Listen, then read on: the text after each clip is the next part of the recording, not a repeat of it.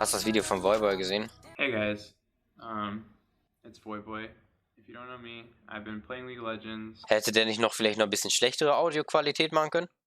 as a pro player since season 1, a streamer for the last like 5 years. League of Legends has basically been my life for the last decade. It's been what I think about all the time, play all day, make content with, playing pro matches. Like I've been live, breathe, and thinking, eating League of Legends since since I was in high school, and now 10 years later, it's everything I love. And I wanted to talk to you guys about something that has really been weighing on my chest for a while now, actually a few years. And it's something that has been progressively getting worse and worse and worse every year, every season. I see more people talking about it, more players affected by it, and Riot, unfortunately, hasn't done anything substantial to address the problems. And I'm talking about the state of League of Legends and SoloQ and ranked play, and the general vibes that the community and the players and the streamers all have, and even pro players regarding the state of our league or our game that we all know and love so much. Essentially, if you guys have been playing League or paying attention, there's a lot of problems, right? The game's not perfect, but regardless of like balance or metas or stuff like that, the state of the community and the player base has gotten progressively worse over time. And I know this for a fact. I obviously don't work at Riot. I don't have the statistics, the numbers to back it up, but I think you can ask almost anyone, and you will get a resounding agreement that the player base has become more toxic, a lot more griefers, a lot more people just like straight up running it down in games, going AFK because someone annoyed them or whatever, even regardless of a reason. And this has just been getting worse and worse and worse every year. And I think there's a lot of reasons, a lot of factors that have contributed to this over time. But speaking from my personal experience, as someone who's been basically streaming League full time at the challenger level, and playing this game, thinking about it all day, all the time, I have basically had the worst experience of my life in the last 10 years of playing League in the last like 5 months of season 10. In 2018, I actually went down to Riot HQ, and I was talking to them about how the player base was getting progressively more, irritated, toxic, a lot more griefers, a lot more people just running down into games. And I was worried that if this continued, if the status quo was maintained and Riot didn't do anything serious to address these issues, that it was just going to get worse. 2019, season 9, it actually did get worse. I used to say last year that this is like the worst state the league has been in a long time. And season 10, the last like 5 months of trying to play this game all day and stream it all the time, I have had absolutely the most miserable, worst experience of my life. And I'm not the only one. I've talked to a lot of streamers, a lot of pros. Almost everyone is agreeing with me. True. I basically have had like months and months of just trying to stream and just getting grief, targeting into people, stream sniping me, ghosting my game.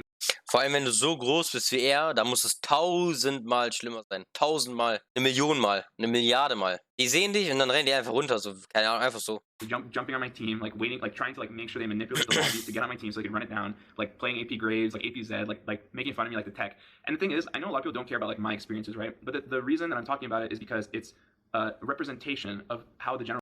Bei Teilen im Stream war es immer extrem. Ja, aber der hat auch eine extrem toxic Community, ne? Aber er ist natürlich auch so einer, er feuert natürlich auch richtig an, ne? Dann ist klar, dass so welche Leute dann bei ihm sind. Player base perceives and treats ranked SoloQ and League of Legends, right? Like, if I'm streaming with 10K viewers and this guy intentionally gets on my team and, he soft insta the game or he griefs from champion select or, he's obviously trolling, everyone sees this, everyone that's watching the stream, everyone in the game, everyone's affected by this. In a small scale of things, it's a free loss, like everyone has troll games, everyone has like AFK or stuff like that. But the thing is, it's been happening so consistently, from my experiences and a lot of other streamers, like the last 5 months, where people are doing this in our games and there's no punishment, there's no point of even reporting people because Riot won't ban them. No one is scared of getting in trouble. No one is scared of getting banned. No one is scared of being barred from SoloQ because. Das ist aber echt so, ne? Stell dir mal vor, wenn du denkst dir so, okay, ich renne jetzt runter und scheiße, ich werde 100% danach bestraft. 100%. Dann bist du weg. Und dann rennst du auch nicht runter. Ist einfach schon sad, so 8 Jahre das Spiel am Spielen und man sieht einfach so gut, dass es immer schlimmer wird. Ja, ist so. Aber guck mal, stell mal vor, aber das ist natürlich auch wieder so extrem so, wie macht man das und wie kriegt man das hin oder so, keine Ahnung. Aber wenn du wirklich Angst hast, wenn du wirklich am Runterrennen bist und keine Ahnung wie, die sehen das, du hast dann Angst um deinen Account, dann machst du das. Vertrau mir. Dann machst du das, dann ist dein Account weg und dann fühlt sich das aber als Spieler auch besser an. Die Leute am Smurfen sind und die kaufen sich einfach einen neuen Account. Ja. Wir reden jetzt aber, ja okay, ja doch. Aber guck mal, Voyboy spielt zum Beispiel auf Challenger-Niveau, ne? Auf Challenger oder keine Ahnung, wo der spielt. Master, sagen wir in Master. Du schaffst nicht so schnell kurz ein Master-Account hochmachen als Random. Das geht nicht so schnell. So, und da ist nämlich das Problem. So, wenn du als Challenger-Spieler, du siehst ihn, willst ein bisschen Attention, so, okay, ich bin das erste Mal Challenger, so, Voyboy im Team, ich renne da jetzt einfach runter, um Attention zu kriegen. Das machst du nicht, das machst du, um Aufmerksamkeit zu kriegen, weil du Angst hast, ja, jetzt passiert dir gleich was. So, und wenn das halt ist, dann gibt es doch weniger Leute.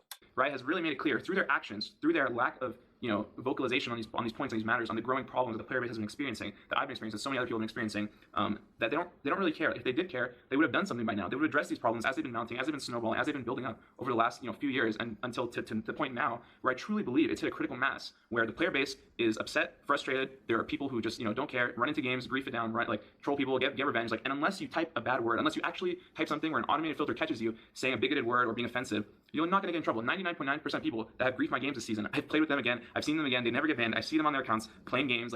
It's so trolled that people have no fear of just completely ruining the player experience for ranked SoloQ, even at a challenger level, right? And they don't have to fear the consequences. And like I said, I know a lot of people don't care about my experiences, about streamers' experiences, but the thing is, if people can do this in front of an audience and see that there's nothing being done, if every person complains about it, if Tyler, if me, if all the streamers, all the pro players are saying the SoloQ is in such a bad state and people are just running rampant and das ist halt auch so, ne? Wenn das halt, sagen wir mal, Leute gucken sein Game zu und er ist ja, sagen wir mal, das ist wie so eine, einfach nur ein Beispiel. Er ist einfach das Beispiel dafür. Er ist einfach legit einfach 1:1 das Beispiel. In seinen Games wird getrollt und das passiert nichts. Dann denken die sich genau das, was er gerade gesagt hat. Dann kann ich auch einfach runterrennen. Es passiert ja eh nichts. So, ist doch logisch.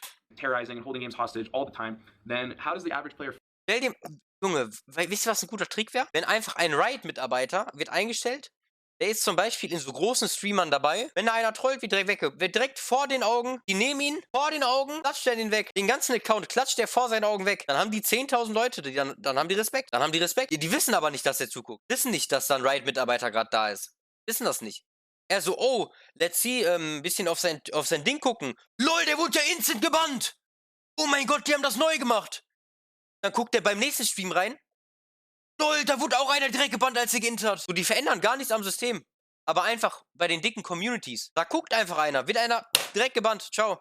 Ja, dann sagt man ihm, ey, wenn einer intet, so, guck einfach mal schnell rein, so. 5 bis 10 Minuten später, hau den kurz weg, wenn einer da grieft und was auch immer. Dann kriegen die Respekt. So, das wäre zum Beispiel eine Option. How does the average player feel in their games when they know that someone can do that and not get in trouble? And the people who are, pretty malicious and are ruining the games and the experiences for other players are never, facing any consequences, right?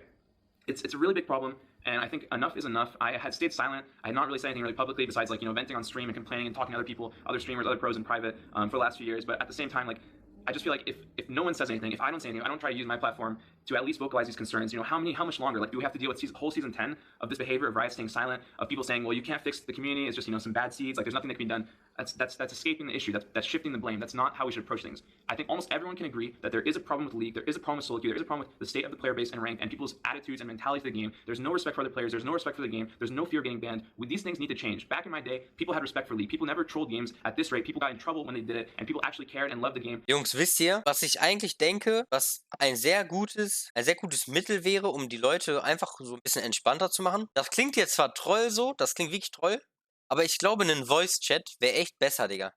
Ein Voice-Chat, das klingt jetzt so, okay, das macht keinen Sinn, aber ich glaube, ein Voice-Chat in League in deinem Team würde helfen. Also es klingt Troll so, aber es wird, glaube ich, helfen. Habe ich auch schon drüber nachgedacht. Oder was man auch machen könnte, also das ist eine Option, was man auch machen könnte, ist, dass man seine Personalien angeben muss. Dass man seine Personalien irgendwie jetzt eingeben muss. Keine Ahnung, Personalausweis und so. Einfach so, okay, scheiße, die haben meine Personalien, nicht, dass da irgendwas passiert. Ja, das ist in Korea, genau. Genau. Genau so ist das. Warum auch nicht hier?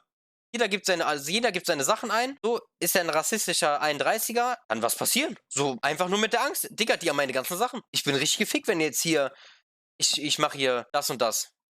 Wegen Datenschutzprobleme, glaube ich. Ja, das stimmt auch, es sind wirklich Leute mental. Aber ich glaube so, man kann das Problem schon fixen. So, man muss aber, ich weiß nicht, die müssen halt gucken, was die machen. So, auf jeden Fall muss was passieren, ne? Also, Voyboy hat da schon recht. Es wird halt, ihr seht es ja auch in meinen Games. And showed it in the way they played and the way they behaved when they were playing League of Legends, the game that I love so much, that is literally my life, that my passion, my blood, and so many other people I know out there that are watching this or agree. If you guys feel the same way, please say something, step up, share this video with your friends or Riot or anyone that can listen, and let's just please try to get something to be done. Whether it's, Riot reworking their punishment system, putting out new guidelines, implementing different methods of detecting people or monitoring, high elo SoloQ or even lower levels and creating a system. There has to be a solution, right? Ban people from ranked if they're inting games, if they're soft griefing. If you don't want to ban their accounts, if you don't want to lose that clientele, just take them out of SoloQ for a month, X amount of time, so at least they can't ruin further games. There has to be some. Und was die einführen müssen, was die unbedingt einführen müssen, ist ein IP-Ban. Ein IP-Ban. Ich weiß, man kann IP-Ban austricksen, aber ein IP-Ban ist viel mehr wert als einfach nur ein Ban, Account-Ban. Die müssen auf jeden Fall einen IP-Ban einführen, 100%. Something that can be done. There has to be some sort of saving grace for the players, for the streamers, for people like myself that, you know, just want to see League thrive and want it to be successful. And, you know, another additional point, like if our SoloQ is just getting so much worse and no one feels happy playing it, no one feels confident. Das Ding ist halt, die Leute werden einfach, unsere Gesellschaft und so, wird einfach alles in den Arsch, also alle werden gefickt einfach, alle werden gefickt. So kommen, Arbeit ist gefickt, gehen sie an PC, ist auch gefickt, Digga, dann ist das ganze Leben ist einfach gebumst. So, und das wird halt, das passiert bei sehr, sehr, sehr, sehr, sehr, sehr, sehr vielen Leuten. In der Schule, das fängt ja schon in der Schule an. Schule broke, dann gehst du in-game, auch broke, dann zu Hause broke. Da kriegst du irgendwann weg. Dann ist wieder die Schule broke, dann läuft man einen Tag in-game, zu Hause läuft auch wieder alles, kein Problem. Dann läuft es wieder nicht in der Schule, dann läuft es wieder in-game nicht, dann fuckst du auf einmal deine Eltern ab. So, das ist einfach ein riesen Rattenschwanz. Oder auch bei der Arbeit oder whatever. Aber mit Ausweis wie in Korea, die können nur einen Account haben, keine Smurfs. Ja, egal, die können sich auch mit mehreren anmelden. Aber sobald die Faxen machen, dann gibt's halt Dingens. Das Ding, die Leute, die wirklich intentional inten, schreiben einfach nichts und deswegen passiert denen auch nichts. Du bist ja nicht gebannt, wenn du absolut am Flame. Du bist ja nur gebannt, wenn du absolut am Flame. Ja, aber inten, du wirst irgendwann auch gebannt, wenn du intest. Aber nicht so hart wie, wenn du schreibst. Guck mal, das Ding ist halt, der Aufwand für jemanden zu sehen, ob jemand runterrennt, ist, da muss er einen ganzen VOD gucken. Da muss er ganz gucken, Digga, wo rennt er da runter? Wie rennt er da runter? Was hat er in der Situation gemacht? Beim Chat, die gucken rein, hat der was geschrieben, der filtert das direkt, oh hier, bam, hat der da Bastard gesagt, zack, der ist direkt raus. Ist er direkt raus. Das andere ist viel zu viel Aufwand zu gucken. Ich wurde noch nie fürs Inten gebannt, same. Also ich habe noch, also, was heißt Inten? 010 extra runterrennen habe ich noch nie gemacht. Ja, genau, darum geht es ja im Video, ja. Er will ja nicht nur, dass die Leute geflamed werden, so, dass sie dann gebannt werden.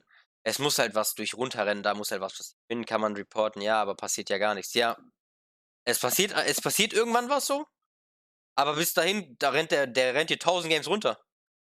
Der rennt hier 1000 Games runter. In the quality of our games, like how is our region, how is NA, how are other regions, how are people going to get better at the game when no one shows respect for the game and is trying to play at the highest level? And, you know, it really sucks to go into a day of League of Legends, wait, you know, like 30 minutes for a game, get 5 dodges because people are dodging grief lobbies or trying to avoid a troll or something like that, and then going to. Aber man muss sagen, dieses, was du gerade angeschrieben hast, einfach irgendwie schauen, wenn man X Reports innerhalb weniger Tage bekommt, dann hast du eine Solo-Queue-Sperre. Guck mal, ich sag dir, in Solo-Queue sind die größten Pisser. In Normal Games, da sind die nicht. Wenn du jetzt die ganzen Trolls von der Solo-Queue auf die Normal Games packst, dann werden die ganzen Leute, die das Game neu anfangen, genauso toxisch. Du musst sie einfach bannen. Einfach, ciao. Da gibt's kein Normal Games mehr, da gibt's kein Dingens. Du kannst dich einfach nicht einloggen.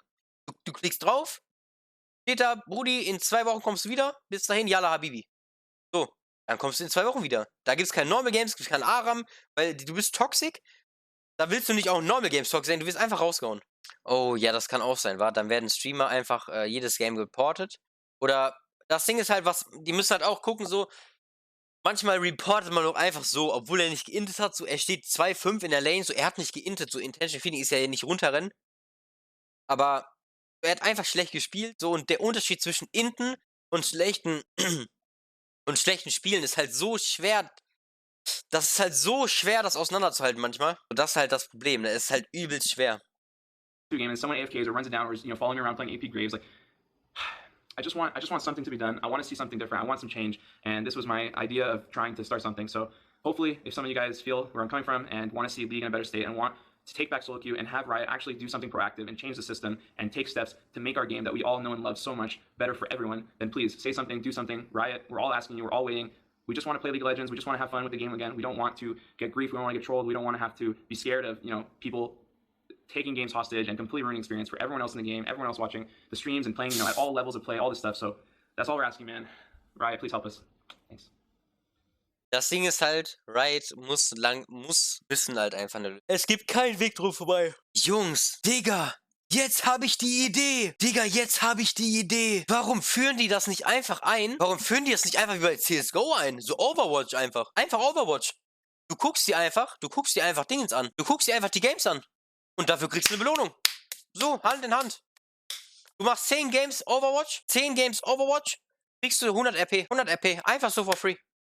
So, liest die ab, guckst dir den Fall ein, so was hat er gemacht, so wann wurde der Report, zack, jalla. Die gucken, wann ist der ungefähr extrem oft gestorben und wo war es kritisch. Du hast leider nur damals den Chat bekommen.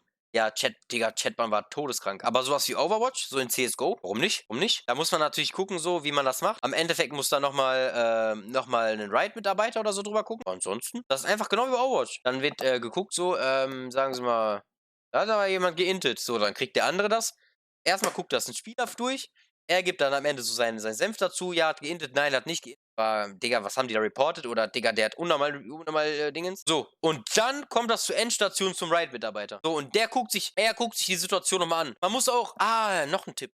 Man muss im Overwatch dann auch am Ende noch eine Minutenzahl eingeben. Wenn es Belohnungen dafür gibt, wird 1000 Overwatch-Bots dafür geben.